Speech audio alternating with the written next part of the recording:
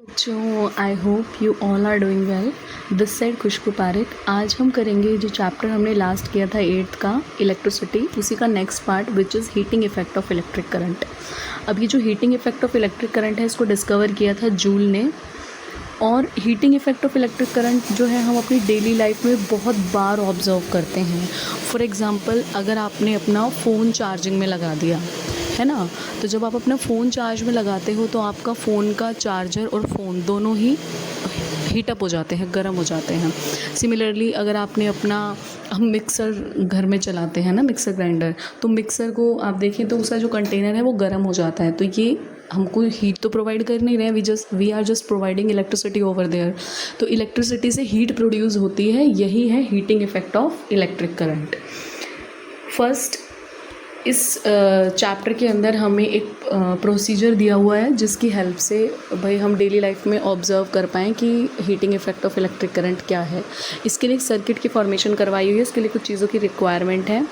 क्या बोला है? Mount the nail on the cardboard. Nails ली गई हैं कील कार्डबोर्ड के ऊपर, उसको माउंट करना है 5 सेंटीमीटर अपार्ट, 5 सेंटीमीटर के डिस्टेंस के ऊपर। तो इस तरह का कुछ सेटअप है।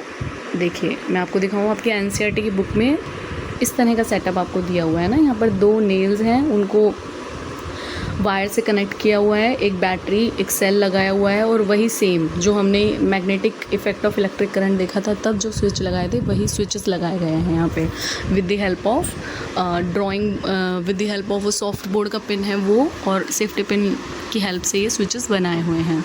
ठीक है, अब देखिए थोड़ी देर के लिए जब हम स्विच को ऑन कर देंगे, इनिशियली तो वायर गर्म नहीं होगा। जब आप स्विच ऑन कर देंगे, है ना, जब हम स्विच को ऑन कर देंगे 30 सेकंड के लिए लिखा है कि आप 30 सेकंड के लिए स्विच को ऑन कर लीजिए, फिर आप देखेंगे कि जो वायर है वो गर्म होने लगेगा। अब जो यहाँ पर वायर यूज़ किया गया है वो नाइक्रोम वायर यूज़ किया गया है। ठीक है, ये डिफरेंट मटेरियल का वायर है, नाइक्रोम वायर को यूज़ किया हुआ है। नेक्स्ट है, अब ये अलग अलग कंडीशंस ली गई है सेम एक्सपेरिमेंट के लिए। मतलब अभी मैंने जो दिखाया आपको पिक्चर, उसमें एक ही सेल यूज़ किया है, फिर इन्होंने कहा कि आप 2 सेल को यूज़ कीजिए। तो अगर हम 2 सेल को यूज़ करेंगे तो जो हीट है वो ज़्यादा हीटअप हो जाएगा, जो आपका वायर है वो ज़्यादा हीटअप हो जाएगा। ठीक है, ये जो हीटिंग आ रही है, ये जो हीटिंग इफ़ेक्ट हो रहा है, that wire is getting heated up, ये क्यों हो रहा है? क्योंकि जब करंट फ्लो होता है तो यहाँ पर एक रेजिस्टेंस बनता है, रेजिस्टेंस। अब रेजिस्टेंस क्या है? ये करंट का अपोज़ करता है, करंट को रोकता है, करंट का अपोज़ करता है, और ये करंट का अपोज़ करता है, उस रेजिस्टेंस की वजह से वो जो वायर है वो हीटअप हो जाता है। ठीक है, तो एक तो इन्होंने कहा कि अगर आप बैटरी को बढ़ा दोगे, अगर आप सेल बढ़ा दोगे, नंबर ऑफ़ सेल्स को बढ़ा दोगे, तो जो हीटिंग इफ़ेक्ट है वो ज़्यादा हो जाएगा। नेक्स्ट है मटेरियल। आप अलग अलग तरह के मटेरियल यूज़ करके देख सकते हैं, है ना। जैसे यहाँ पर नाइक्रोम का वायर यूज़ किया है, उसमें रेजिस्टेंस थोड़ा ज़्यादा होता है, तो इसलिए वो वायर जल्दी गर्म होता है और ज़्यादा गर्म हो जाता है। तो different conductor offer different level of resistance. तो अलग अलग कंडक्टर में अलग अलग रेजिस्टेंस होता है।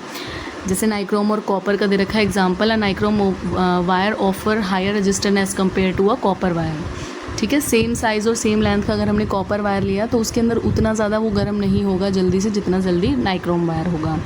नेक्स्ट है energy transformation. This resistance causes some of the electrical energy to be converted into heat energy. यही मैंने आपको बताया कि जो रेजिस्टेंस है ये अपोज करता है करंट का, और ये इलेक्ट्रिकल एनर्जी को कन्वर्ट कर देता है हीट एनर्जी के अंदर। इस वजह से जो वायर है वो गर्म हो जाता है। नेक्स्ट टॉपिक इसके अंदर मतलब आगे डेफिनेशन दिया हुआ है। This warming of the current passing conductor is known as the heating effect of electric current. ये जो वार्मिंग हो रहा है करंट कैरिंग कंडक्टर का इलेक्ट्रिसिटी पास करने के ऊपर, इसको ही हम क्या बोलते हैं? Heating effect of electric current.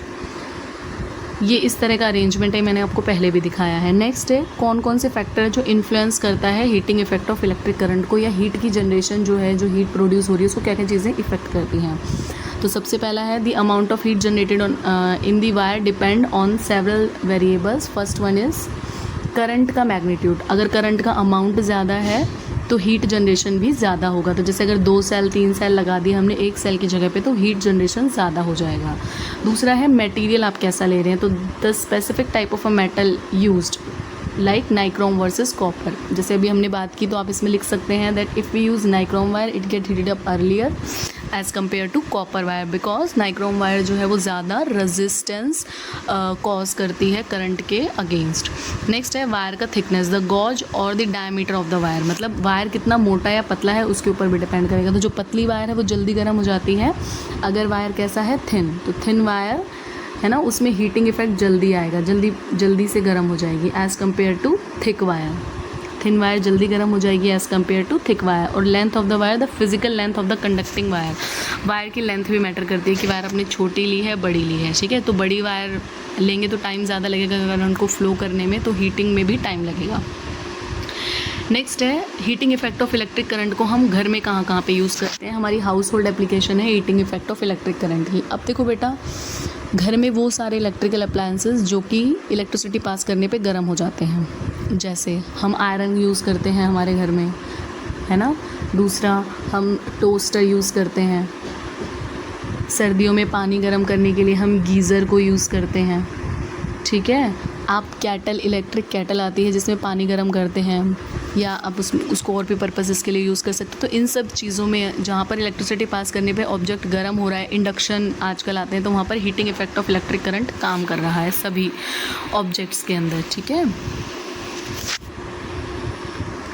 देखिए ये सारे पिक्चर बनाए हुए हैं, इलेक्ट्रिक केटल हो गया, आयरन हो गया, ठीक है, हीटर हो गया, ये रॉड आते हैं पहले यूज़ करा करते लोग, आजकल तो उनको यूज़ नहीं करते हैं। गीज़र यूज़ करते हैं इसके प्लेस पे आजकल, ठीक है। ड्रायर आ गए, हेयर ड्रायर, टोस्टर आ गया। तो इन सब ऑब्जेक्ट्स में क्या यूज़ हो रहा है, heating effect of electric current. ये एप्लीकेशन एग्जाम में पूछी जा सकती है कि राइट एनी 3 एप्लीकेशन या 3 electrical appliances which we use in our house for which has heating effect of electric current, ठीक है। तो अब आपको ये करना। Next topic voltaic cell. अब पहले हम इसकी हिस्ट्री देखेंगे, वोल्टाइक सेल को डिस्कवर कैसे किया, फिर हम इसकी कंस्ट्रक्शन को डिस्कस करेंगे। जो वोल्टाइक सेल है इनको गैल्वेनिक सेल भी बोलते हैं, ठीक है। They are also known as galvanic cell, आप इसको नोट कर लीजिए। और इनको वोल्टाइक या गैल्वेनिक सेल क्यों बोलते हैं, क्योंकि इनको 2 साइंटिस्ट ने डिस्कवर किया था, एक तो है अलेक्जेंड्रो वोल्टा और दूसरे हैं ल्यूइगी गैल्वेनी। ल्यूइगी गैल्वेनी की वजह से इसका नाम गैल्वेनिक सेल पड़ा, एंड अलेक्जेंड्रो वोल्टा की वजह से वोल्टाइक सेल भी बोलते हैं। तो गैल्वेनी ने क्या ऑब्जर्व किया कि एक डेड फ्रॉग था, उसका जो उसके जो लेग है उसको मेटल से कनेक्ट किया गया, तो जो उसका लेग है वो किक करने लगा।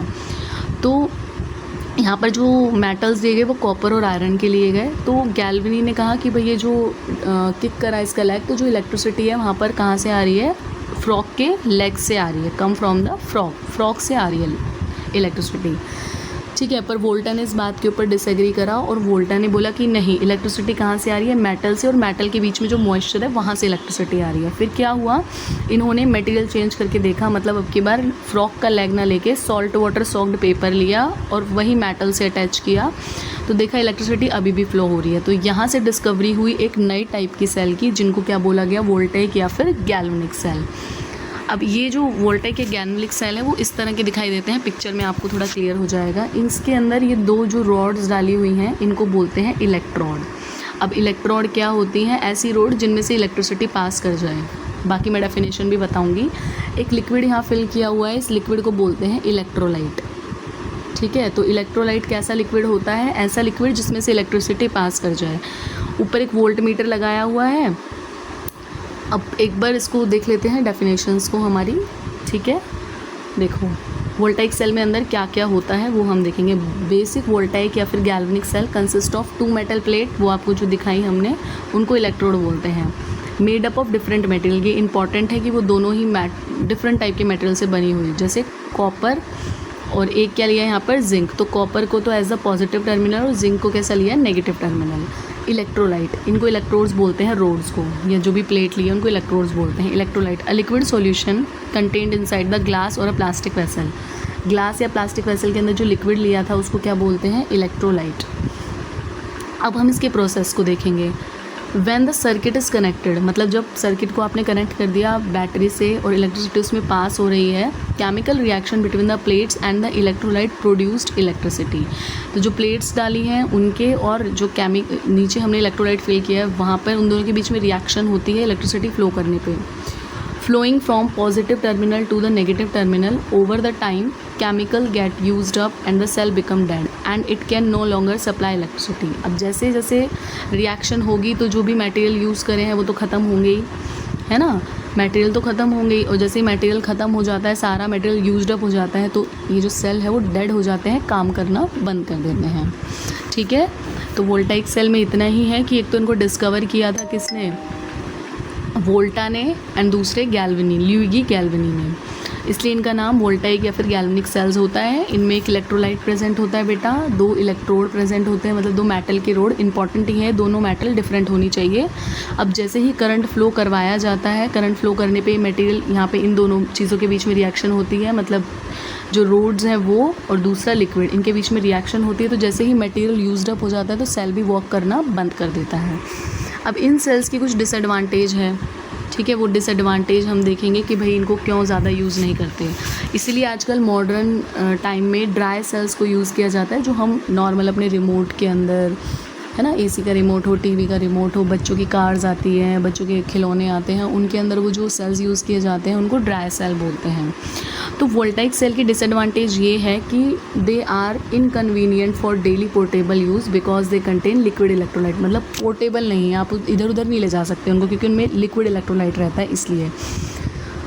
इसीलिए आजकल क्या है, ड्राई सेल यूज़ किए जाते हैं। ड्राई सेल को ड्राई सेल इसलिए बोलते हैं because they contain the electrolyte which in form of a paste की फॉर्म में इलेक्ट्रोलाइट रहता है, इसलिए उनको क्या बोला जाता है, ड्राई सेल भी बोला जाता है। ठीक है, तो अब हम इसका एक बार डायग्राम देख लेते हैं। डायग्राम तो आप इस तरह का डायग्राम है, नॉर्मल जो हम घर में सेल यूज़ करते हैं वो ऐसा ही होता है। उसके अंदर क्या होता है, एक वही पॉजिटिव नेगेटिव 2 आपको साइड दिखाई दे रही होंगी। तो ये बीच का जो रोड है, कॉपर कार्बन का रोड है, ये तो पॉजिटिव टर्मिनल होता है, ठीक है, और ये सेकंड हमारे पास जिंक का रोड है, ये नेगेटिव टर्मिनल होता है। मेटल के कैप से हमारा कॉपर का रोड अटैच्ड है यहाँ पे, और जो ये आपको सिल्वर कलर का ये मटेरियल दिखाई दे रहा है, ये यहाँ पर इलेक्ट्रोलाइट है। यहाँ पर जो इलेक्ट्रोलाइट होता है बेटा वो पेस्ट के फॉर्म में रहता है, इसलिए थोड़ा ईजी रहता है, कन्वीनियंट है, हम कहीं भी ले जा सकते हो। छोटे छोटे सेल्स आते हैं, कोई आपको मुश्किल नहीं है इनको एक वन प्लेस से दूसरे प्लेस पे ले जाने में। एक बार देख लेते हैं इसकी जो भी कंस्ट्रक्शन है उनकी चीज़ें। These are widely used today. It is called dry because electrolyte is not a free liquid, ठीक है, but a thick moist paste. ये क्वेश्चन आ सकता है that why these cells are known as dry cell, क्योंकि इनमें जो electrolyte है it is in a form of paste. अब क्या होता है इनके अंदर, एक तो जिंक कंटेनर होता है, negative terminal of the battery से कनेक्टेड रहता है, कार्बन की रोड होती है सेंटर में और वो एक्ट करती है एज अ पॉजिटिव टर्मिनल, वो कार्बन की रोड ऊपर मेटल की कैप से अटैच्ड रहती है, surrounded by the paste like electrolyte. Electrolyte कैसा है होता है यहाँ पर, पेस्ट की फॉर्म का रहता है, और ये इजी टू यूज़ है। बस इनका नुकसान यही है कि एक बार अगर ये ख़त्म हो गए तो आप इनको दोबारा यूज़ नहीं कर सकते, फिर आप इनको थ्रो ही करना पड़ता है, ये रिचार्जेबल नहीं होते इसलिए, ठीक है। तो लिमिटेशन इनकी क्या है, a dry cell is a single use cell, एक ही बार आप इसको यूज़ कर सकते हो, meaning once its internal chemical are used up it must be disposed of. एक बार यूज़ हो गया तो आपको इसको फेंकना ही पड़ेगा, we can not recharge them, ठीक है। नेक्स्ट हमारे पास जो टॉपिक है विच इज़ रिचार्जेबल बैटरीज़।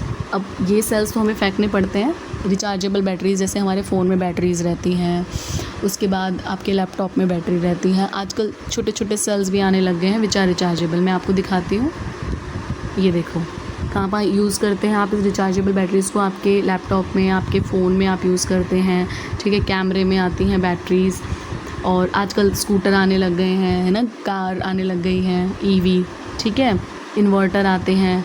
तो इन सब में छोटे सेल्स जो होते हैं जो हम रिमोट में यूज़ करते हैं, उस तरह के सेल्स भी आजकल रिचार्जेबल आते हैं मार्केट के अंदर, ठीक है। तो अब एक बार देख लीजिए रिचार्जेबल बैटरीज़ के फ़ायदे तो यही हैं कि आप उनको बार बार रिचार्ज करके यूज़ कर सकते हो, है ना, भाई आपको फेंकना नहीं पड़ता कि एक दो बार में वो ख़त्म नहीं होगा। तो unlike dry cell rechargeable batteries can be recharge and reuse multiple time, बहुत टाइम तक आप उनको यूज़ कर सकते हैं। बेनिफिट ये है this prevent environmental wastage and save money over the time, पैसे बचाती है हमारे और एनवायरमेंटल वेस्टेज को भी रोक सकती है। एप्लीकेशन वही जो मैंने अभी पिक्चर में दिखाया कि लैपटॉप में, मोबाइल फ़ोन्स में, ठीक है, उनको यूज़ किया जाता है, और लैपटॉप और मोबाइल फ़ोन्स में लिथियम आयन बैटरीज जो है उनको यूज़ किया जाता है, कैमरा के अंदर इनको यूज़ किया जाता है, इन्वर्टर व्हीकल के अंदर इनको यूज़ किया जाता है।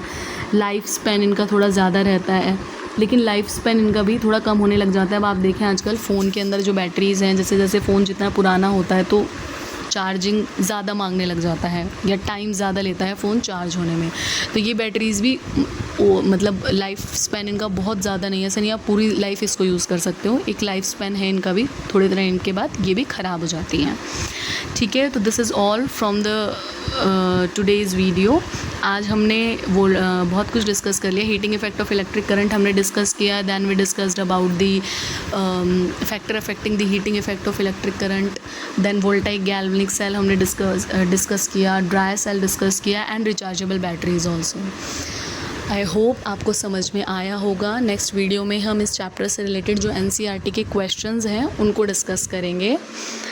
Have a nice day ahead. Do like, share and subscribe my channel. Bye bye.